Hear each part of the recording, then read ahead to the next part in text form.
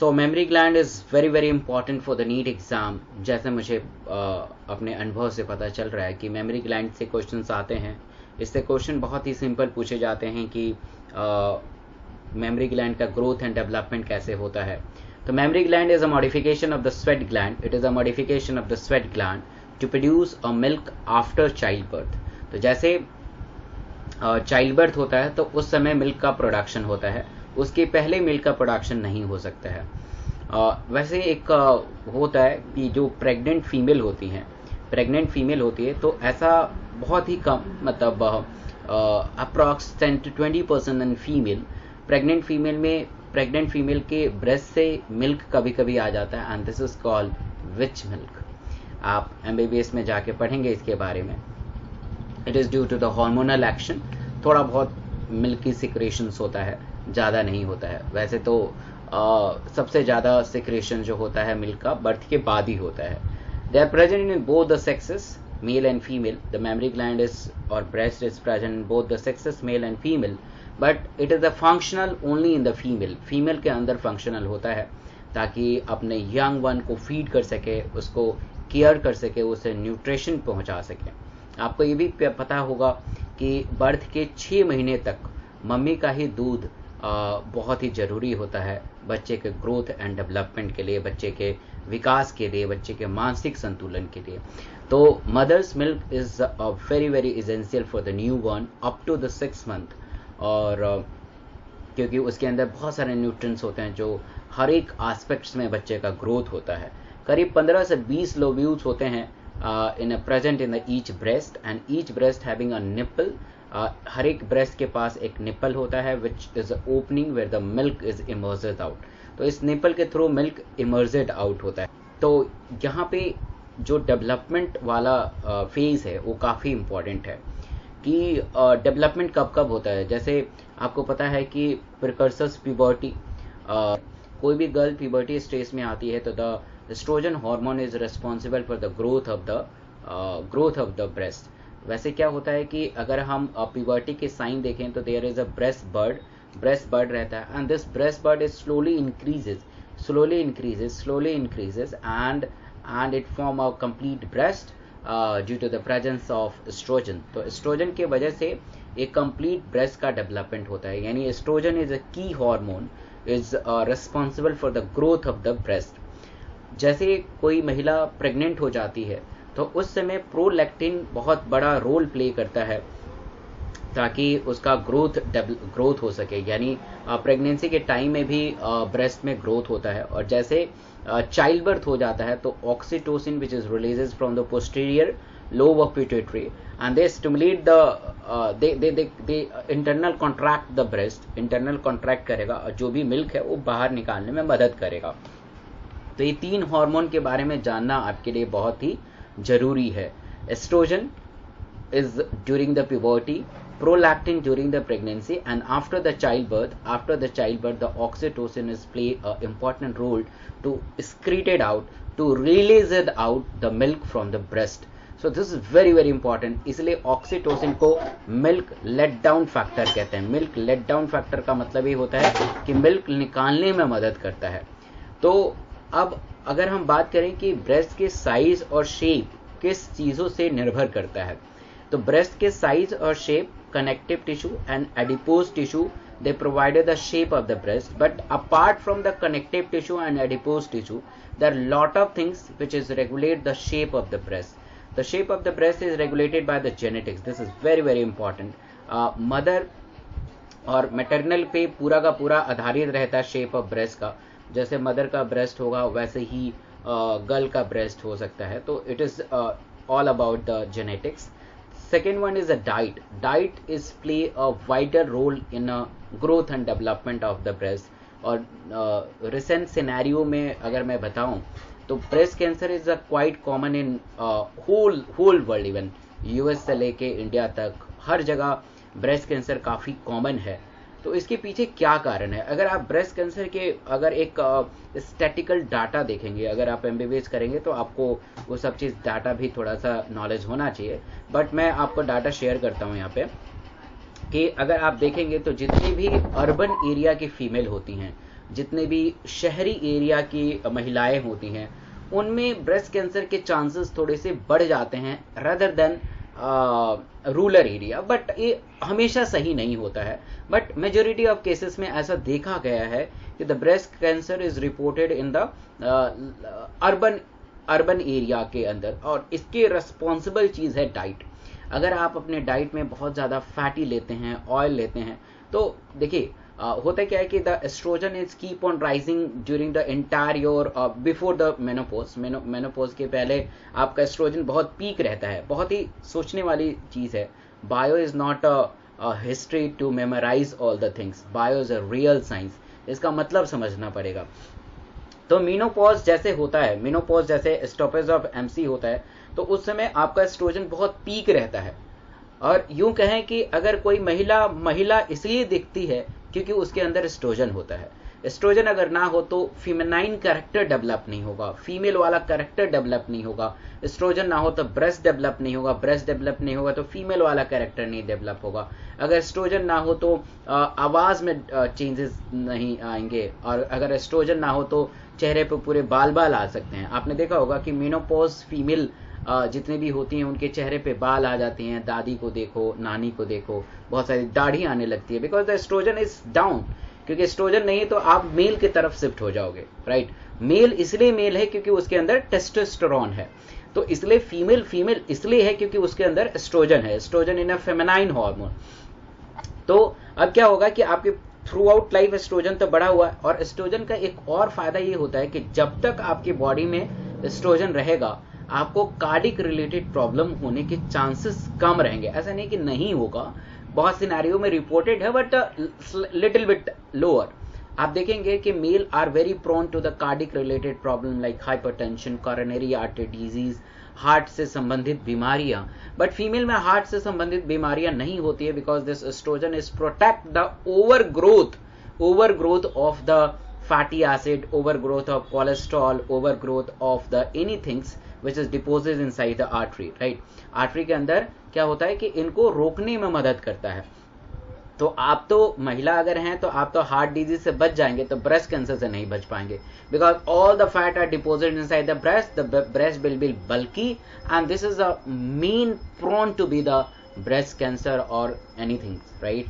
So connective tissue and adipose tissue, apart from the connective tissue and adipose tissue, the genetic factor and diet factor are also responsible for the shape and size of the breast, right?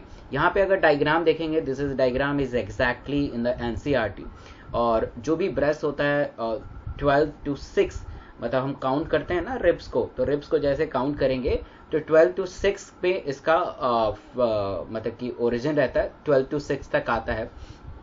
और this breast is attach with the ribs and the muscle.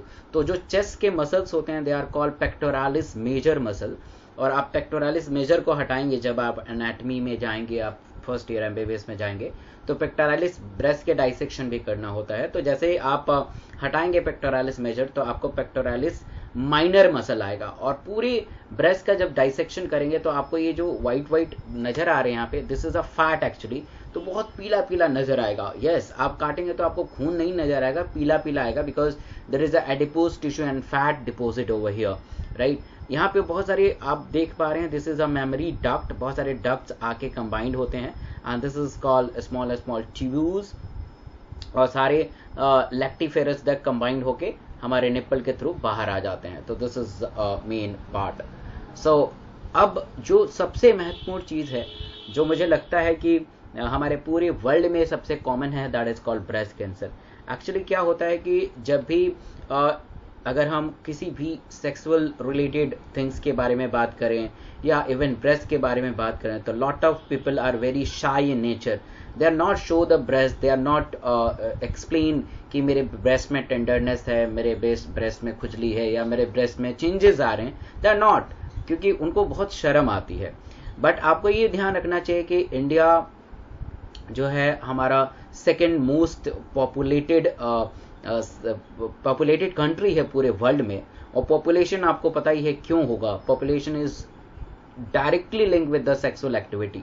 जब sexual activity में शर्म नहीं आती है तो ऐसे क्यों शर्म हमें आती है कि हम अपने ऑर्गन को ही छुपा के रखते हैं, और बताते नहीं है कि भाई इसमें चेंजेस आ रहे हैं, इसमें रैसेस हो रहे हैं, इसमें प्रॉब्लम हो रहा है, इसमें पेन हो रहा है। दे आर ऑलवेज शाई इन नेचर, और इसी की वजह से हम अर्ली डिटेक्शन कर ही नहीं पाते हैं। और जैसे ही महिला हमारे पास आती है तो they diagnose with the entire breast cancer. अगर वो आ जाती तो might be we can diagnose early and we can treat early और उसको ठीक कर सकते थे। बट हमारे यहाँ इतना शाइनेस है, इतना शर्म आती है लोगों को, बट पॉपुलेशन के काम करने वाले में शर्म नहीं आती है, बट इन सबों को बारे में शर्म आती है। तो इसी कारण है कि हम डायग्नोस अर्ली स्टेज पे कर ही नहीं पाते हैं। But what is the symptom of the breast cancer? The skin changes are the more common.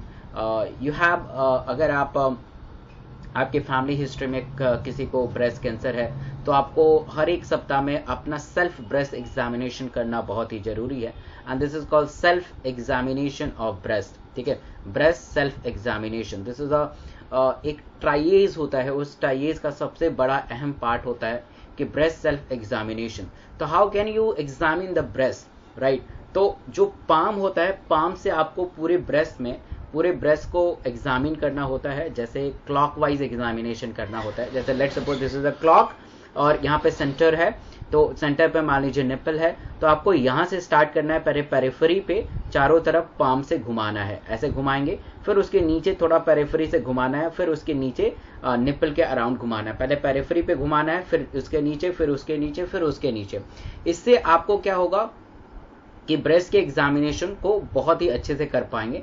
Palm से हल्का हल्का प्रेस करके करना। हम भी जब एग्जामिनेशन किसी महिला का करते हैं तो पाम से ही प्रेस करना होता है, ऐसे ही क्लॉकवाइज डायरेक्शन में।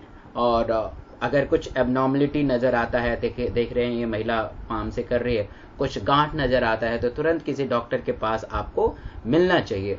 अगर कुछ स्किन में चेंजेस है, रेडनेस है, रैसेस है, रेडनेस और रैसेस को ऐसे इग्नोर करते हैं, ऐसा लगता है कि यार ये तो कॉमन है, बट नहीं, this is not a quite common. Redness and rashes, dimpling is a प्रमुख कॉजेज है। निप्पल अंदर की तरफ अगर धस जाए तो ये बहुत ही खतरनाक साइन है।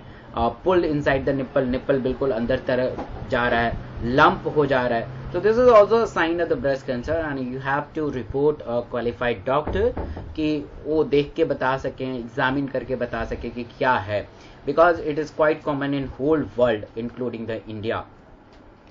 सो this is all about the breast cancer. और ब्रेस्ट कैंसर के बहुत सारे ऐसा नहीं कि हर एक जो है खतरनाक हो सकता है, but they are lot of cancer which is which is like not a malignant, उसको रिमूव कर सकते हैं।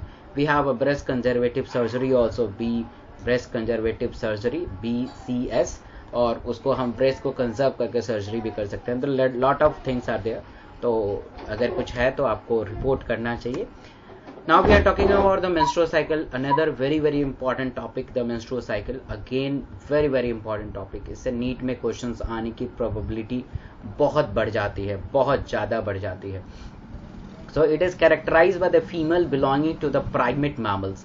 तो जितने भी प्राइमेट मैमल्स होते हैं उन सब में मेंस्ट्रुअल साइकिल रिपोर्टेड है, बट नॉन प्राइमेट मैमल में एस्ट्रस साइकिल होता है, जैसे गाय, भैंस, बकरी।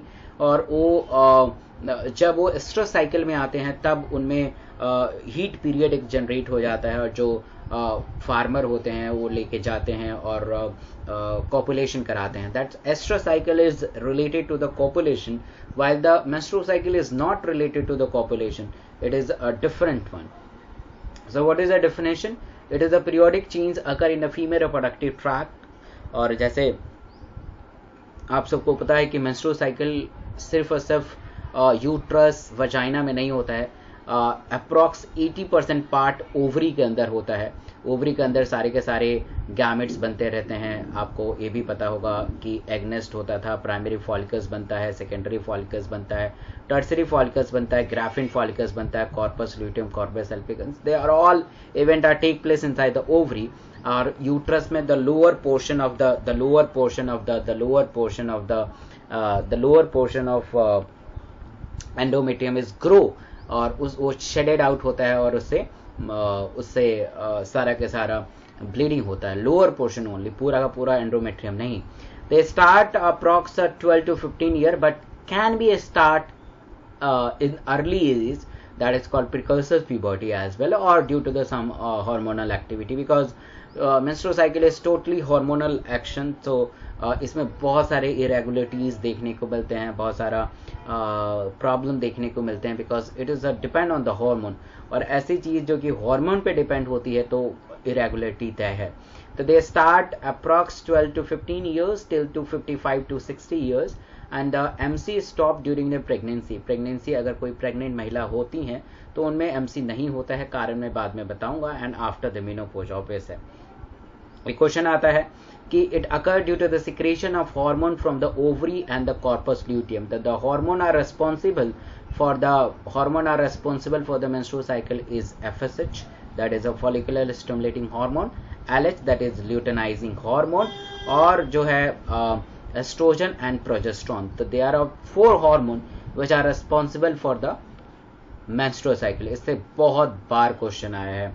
तो मेनार्क, जैसे आपको पता है कि पहली बार अगर कोई गर्ल है जो कि 13 ईयर एज में है और पहली बार उससे मेंस्ट्रुअल साइकिल के इवेंट हो रहे हैं, पहली बार उसके वजाना से ब्लीडिंग हो रही है, so that is called menarche. This is the first time menstrual flow is called menarche. तो मेंस्ट्रुअल साइकिल आपको पता है कि 2 इसके फेजेस होते हैं, एक ओवरी में होता रहता है और एक यूटेराइन इवेंट होता रहता है. ओवेरियन फेजेस, जैसे मैंने अभी बताया कि नए नए फॉलिकल्स बनते रहते हैं due to the presence of FSH और LH. तो new follicles are formed and release out, the ovulation is take place. ovulation यहाँ से होता रहता है. ovulation आपको पता है कि 14th day of menstrual cycle ovulation is take place. while the uterine phase, the lower portion, only the lower portion, बहुत सारे लोग पढ़ाते हैं, मैंने YouTube पे भी देखा है कि वो कहते हैं कि पूरा का पूरा एंड्रोमेट्रियम टूट के बाहर निकल जाता है. अरे महानुभाव, सत नमन है आप लोगों को, कम से कम नहीं जानते हैं तो ऐसे गुमराह मत कीजिए.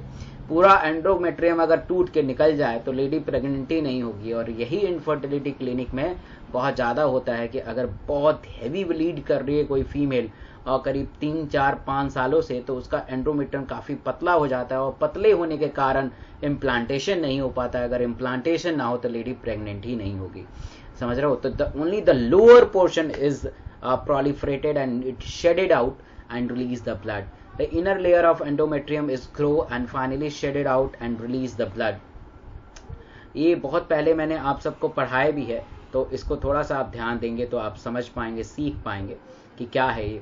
तो देखिए पूरा मेंस्ट्रुअल साइकिल ये हाइपोथेटिकल डायग्राम है, मगर अगर आप इस हाइपोथेटिकल डायग्राम को समझ लेते हैं तो आपको पूरा का पूरा मेंस्ट्रुअल साइकिल का पूरा एक अच्छे से क्लियर हो जाएगा कि क्या होता है मेंस्ट्रुअल साइकिल. तो जनरली पूरा मेंस्ट्रुअल साइकिल 28 से 30 दिन का होता है, अगर कोई एबनॉर्मलिटीज ना हो तो. अगर एबनॉर्मलिटीज हो, इरेगुलर हो सकता है 28 के पहले ही हो जाए या 30 के बाद हो, 35, 40, इवन 2 महीने पे. तो बहुत सारा इसमें इवेंट्स रहता है, बट हम यहाँ पे नॉर्मल चीज़ों के बारे में पढ़ेंगे, फिर मैं आपको एबनॉर्मल बताऊंगा कि इसमें एबनॉर्मल क्या होता है. अगर आप नॉर्मल समझ लेते हैं तो एबनॉर्मल समझना आसान हो जाता है. तो जनरली क्या होता है कि 1 से 5 दिन तक ब्लीडिंग होती है. अब ब्लीडिंग 4 दिन तक भी हो सकती है, 3 दिन तक भी हो सकती है और 8 दिन तक भी हो सकती है, पर नॉर्मल सिनेरियो में 1 से 5 दिन तक ब्लीडिंग होती है. और ब्लीडिंग होने का एक ही कारण है, low level of oestrogen and progesterone. Low level of oestrogen and progesterone क्या होता है कि जो एंड्रोमेट्रियम है, एंड्रोमेट्रियम शेडेड हुआ है, प्रोलिफरेट हुआ है, तो इसको प्रोलिफरेट मतलब उसके स्टेज को मेंटेन रखने के लिए एस्ट्रोजन एंड प्रोजेस्टेरोन का बहुत बड़ा रोल है. यानी estrogen and progesterone are important to maintain the thickening of the endometrium. जब तक एस्ट्रोजन एंड प्रोजेस्टेरोन रहेगा तब तक वो एंड्रोमेट्रियम थिक रहेगा. जैसे ही एस्ट्रोजन प्रोजेस्टेरोन कम हुआ उसकी थिकनिंग लड़खड़ा जाएगी and they start break down and the release of blood. तो क्या होता है कि जैसे ही 28 पूरा साइकिल चलता रहता है तो 28 और 30 दिन के बाद धीरे धीरे एस्ट्रोजन और प्रोजेस्टेरोन का लेवल डाउन हो जाता है. जैसे ये डाउन होगा तो एंड्रोमेट्रियम का लोअर वाला पार्ट ये टूटेगा और ब्लीडिंग हो जाएगा. तो ये क्वेश्चन आता है कि why the menstrual blood is flow, why the endometrium is shaded out. कौन सा हार्मोन एंड्रोमेट्रियम को तोड़ने में मदद करता है? तो that is estrogen and progesterone, क्योंकि एस्ट्रोजन एंड प्रोजेस्टेरोन एंड्रोमेट्रियम को प्रोलिफरेट करता है. अब यहाँ पे कोई प्रोलिफरेट करने वाला नहीं है क्योंकि कम है, तो they are shedded out and they converted into the bleed. तो जो फीमेल होगी वो ब्लीड करेगी, जो गर्ल होगी वो ब्लीड करेगी, therefore they are called bleeding phase और मेंस्ट्रुअल फेज। तो यूजली 1 से 5 दिन तक रहता है।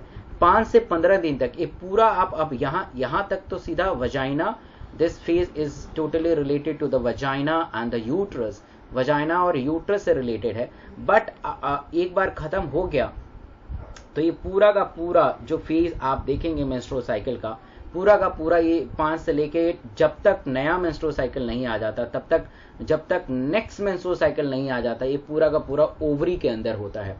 तो 5 से 15 दिन तक ओवरी के अंदर होता है। और एज यू नो दैट, अभी मैंने डायग्राम में भी बताया था कि एफएसएस होता है। एफएसएस आया primary against, primary follicle, secondary follicle, tertiary follicle, Graafian follicles.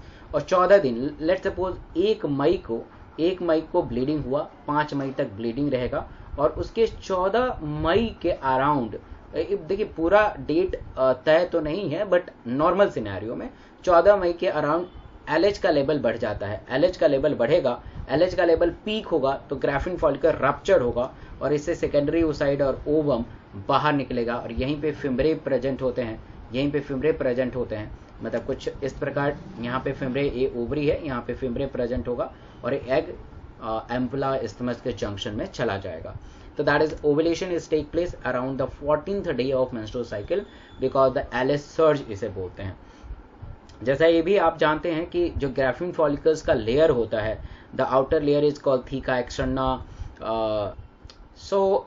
ये हमने देख लिया 5 से 15 दिन तक, इसे हम प्रोलिफरेटिव फेज कहते हैं और फॉलिकुलर फेज कहते हैं। The new follicles are form. और 15 से 28 और 30 दिन तक, जब तक लास्ट चलता है, so that is called luteal phase और सिक्रेटरी फेज। इसमें जो कॉर्पस ल्यूटियम जो होता है हमारा, ये ग्राफिन फॉलिकल्स जो होता है theca externa, theca interna, they combine, they form a corpus luteum. और कॉर्पस ल्यूटियम से हमारा बन जाता है कॉर्पस एल्विकन्स। और अगर लेडी प्रेग्नेंट हो जाती है तो this corpus luteum secrete a progesterone, therefore they are called secretory phase. तो ये प्रोजेस्टेरोन सिक्रीट करता है and this progesterone is important to maintain condition for the pregnancy को मेंटेन करने में मदद करता है। अगर लेडी प्रेग्नेंट नहीं होती है तो ये रिग्रेसिव हो जाता है और जाके कॉर्पस एल्विकन्स में बदल जाता है और ये कॉर्पस एल्विकन्स ओवरी के अंदर ही रिग्रेसिव हो जाता है। तो this is a main pathway. अब ये जो डायग्राम है डायरेक्टली एनसीईआरटी से लिया गया है। अगर आपने ये हाइपोथेटिकल डायग्राम को समझ लिया तो इसको समझना बहुत ही आसान है। ध्यान दीजिएगा, यहाँ से देखिए डे 1 से डे 5 यहाँ पे देख रहे हैं ब्लीडिंग हो रहा है, तो that is called menses. Menses के ऊपर जाते हैं तो आप देख पा रहे हैं एस्ट्रोजन एंड प्रोजेस्टेरोन का लेवल बिल्कुल फ्लैट है, बिल्कुल कम है। तो कम लेवल की वजह से ही ये ब्लीडिंग हो रहा है। फिर आप अगर 5 से 14 दिन को करेंगे, that is called follicular phase. तो फॉलिकुलर फेज में नए अब धीरे धीरे एंड्रोमेट्रियम का ग्रोथ होने लग रहा है। और ऊपर जाके देखेंगे तो ओवेरियन इवेंट, ओवरी के अंदर नए फॉलिकल्स बनते हैं, that is called developing follicles. Primary follicle, secondary follicle, tertiary follicle. और 14 दिन पे देख रहे हैं, 14-15 दिन पे ओवुलेशन हो रहा है। ओवुलेशन अगर ऊपर आप देखेंगे तो एलएच की वजह से, एलएच यहाँ पे देख रहे हैं ब्लू वाला है, द पीक है, the peak level of LH is causes the rupture of the Graafian follicles and they lead to the ovulation. अब यहाँ पे आइए 15 से लेके जब तक नया मेंस्ट्रुअल साइकिल नहीं होता है, देख रहे हैं एंड्रोमेट्रियम काफी बेहतर तरीके से थिक है और इसमें एस्ट्रोजन एंड प्रोजेस्टेरोन का लेवल पीक हो रहा है। अब बताइए प्रोजेस्टेरोन का लेवल क्यों पीक हो रहा है? क्योंकि ओवुलेशन के बाद प्रोजेस्टेरोन का लेवल बढ़ जाता है, क्योंकि कॉर्पस ल्यूटियम प्रोजेस्टेरोन सिक्रीट करता है। तो कॉर्पस ल्यूटियम प्रोजेस्टेरोन सिक्रीट किया तो देख पा रहे हैं यहाँ पे प्रोजेस्टेरोन का लेवल पीक है, एस्ट्रोजन थोड़ा सा कम है, ब्लू वाला थोड़ा कम है। यहाँ पे एफएसएच और एलएच बिल्कुल अब बराबर हो जाते हैं क्योंकि इनको इसी फेज में ज्यादातर काम करना होता है। तो corpus luteum causes the increase the level of oestrogen and progesterone. देख पा रहे हैं, इससे क्वेश्चन आता है, यही क्वेश्चन पूछते हैं कि कौन कौन से इवेंट में कौन कौन सा हार्मोन बढ़ रहा है, घट रहा है। तो आराम से देखेंगे तो पता चल जाएगा आपको कि 17 से 30 दिन में आप देख रहे हैं एस्ट्रोजन का लेवल, प्रोजेस्टेरोन का लेवल बढ़ा है, थोड़ा सा एस्ट्रोजन मिनिमाइज हुआ है। और अगर आप देखेंगे करीब 25 दिन के बाद धीरे धीरे डिक्लाइन हो रहा है। देख रहे हैं यहाँ नीचे आ रहा है, ये भी नीचे आ रहा है और जैसे नीचे आके बिल्कुल फ्लैट हो जाएगा तो थिकनिंग अब मेंटेन नहीं रह पाएगी और नेक्स्ट साइकिल बिगन हो जाएगा, नेक्स्ट साइकिल शुरू हो जाएगा। तो decrease the estrogen and progesterone level, they causes the rupturing of the endometrial wall and they causes the bleeding. So simple. आइए इवेंट के बारे में थोड़ा सा पढ़ लेते हैं जल्दी से। तो इवेंट जो होता है, इवेंट के बारे में समझते हैं। तो मेंस्ट्रुअल फेज और bleeding phase, the menstrual phase is a bleeding phase, जैसे हमने अभी देखा था।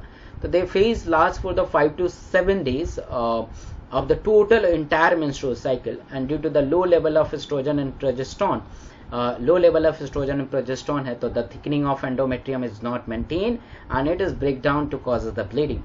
Approx 20 to 25 ml of blood is lost.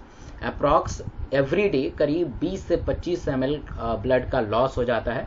और ये क्वेश्चन आता है, एम्स में क्वेश्चन आया हुआ है कि why the menstrual blood is not clot.